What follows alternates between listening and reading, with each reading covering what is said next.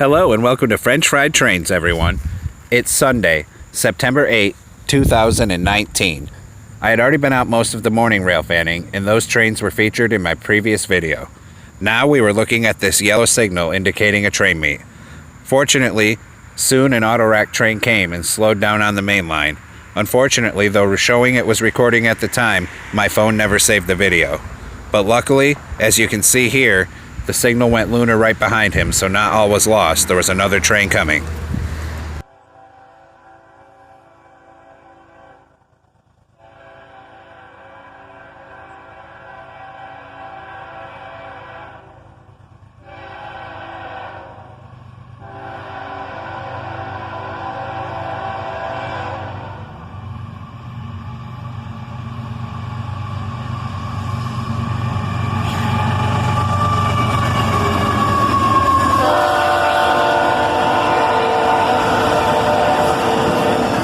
It was another autorack train, coming right up behind the first autorack train, led by an ES44ACH and an AC44CW.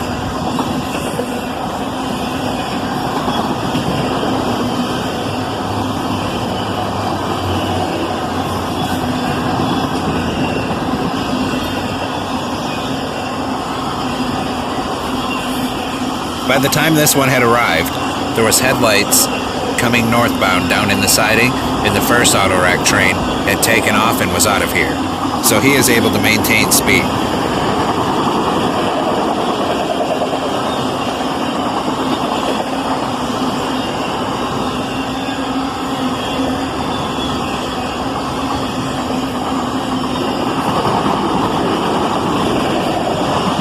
Pretty much this entire train was empty autoracks.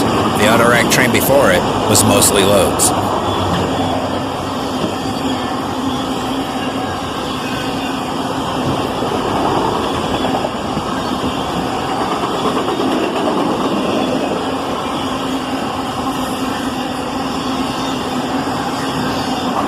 Now once he went by, I was fully expecting those headlights I seen to be a northbound train coming out of the siding after him. But unfortunately, it was just this high railer doing his weekly track inspection. And I figured, since it was just the track inspector, there wasn't going to be trains for a while, so that was all I got that day.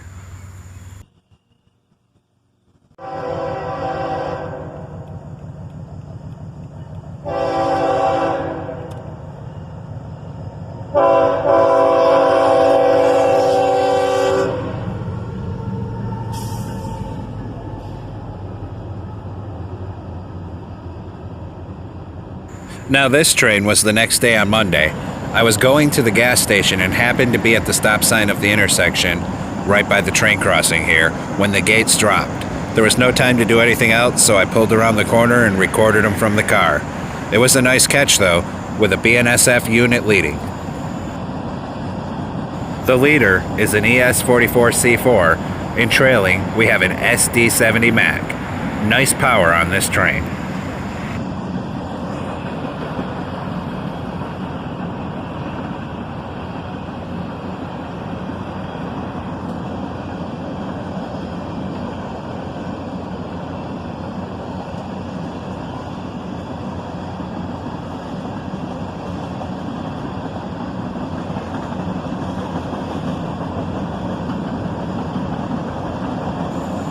This unit train is a covered hopper train heading south.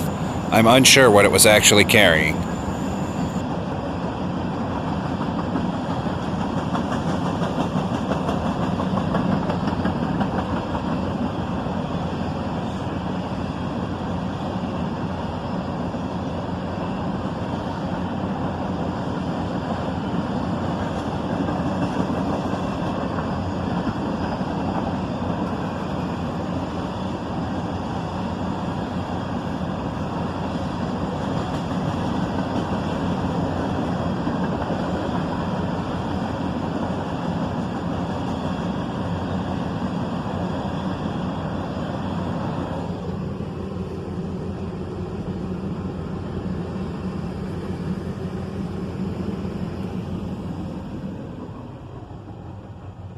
After he passed, I went in the gas station and did what I had to do, and then came back to my normal spot to railfan, but I didn't see anything else before dark that evening.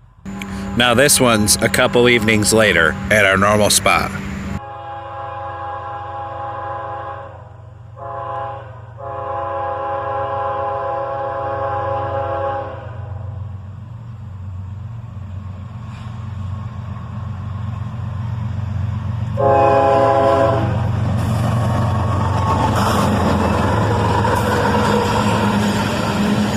And a friendly engineer honks the horn for us, with an ES40DC and an AC44CW trailing, still in its Y&2 paint scheme. Awesome.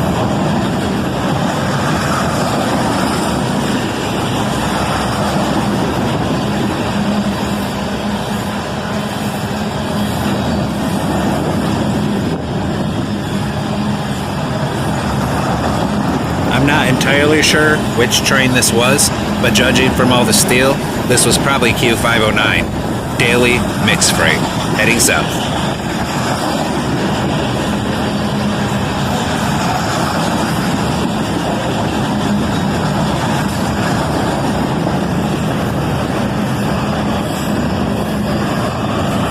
And an extra large loaded center beam car there.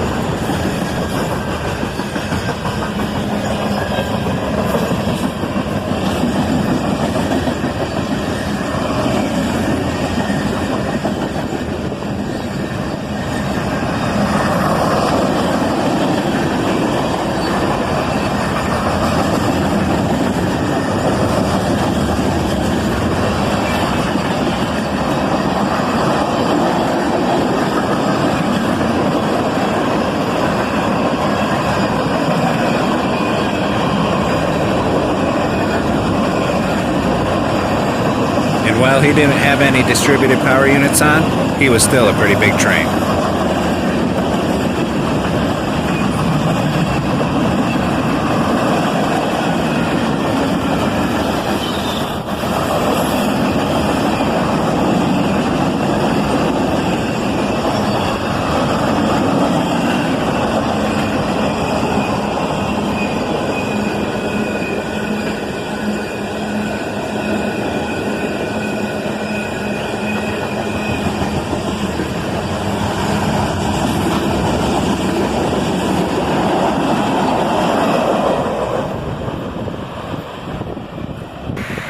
After him, the next time I was able to get out was Saturday morning. I had heard a bunch of trains go by when I first woke up while I was at home. Unfortunately, I just missed some, but I went out anyway. It took an hour for this one to get here, but it was totally worth it.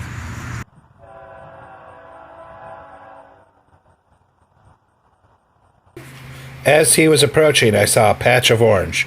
This guy had a nice surprise on the head end.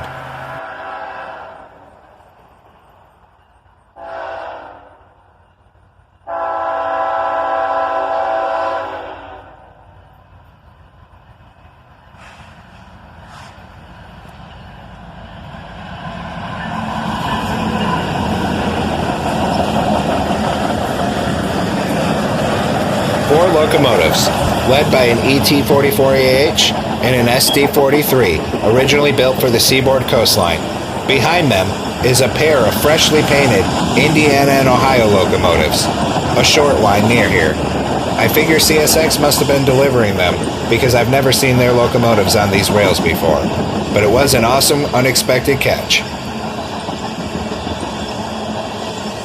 The Indiana and Ohio is a short line owned by the massive railroad holding company Genesee and Wyoming, and painted in their signature yellow and orange colors.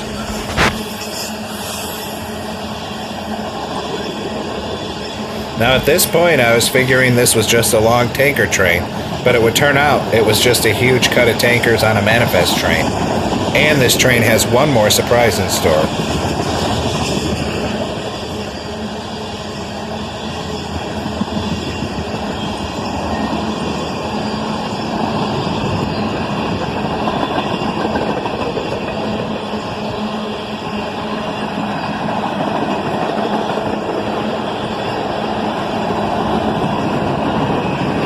Now we're getting into some other types of cars here.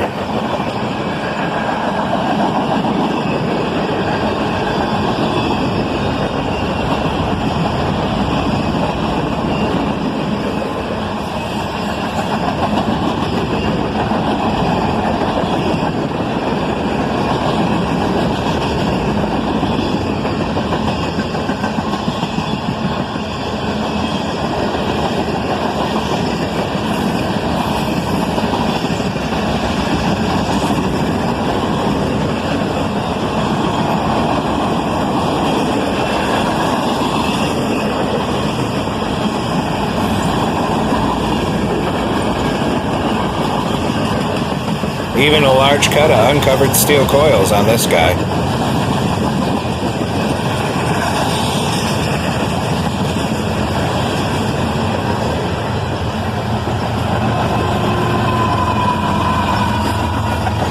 And there's that other surprise. Despite having 4 locomotives on the head, he still had a 5th DPU unit, an ES44 ACH.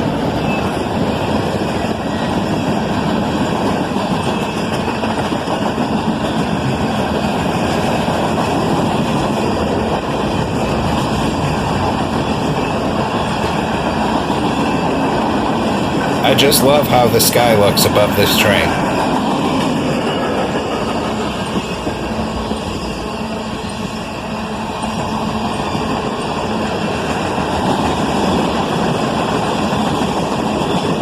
Well, that's it for this episode of French Fried Trains, everyone.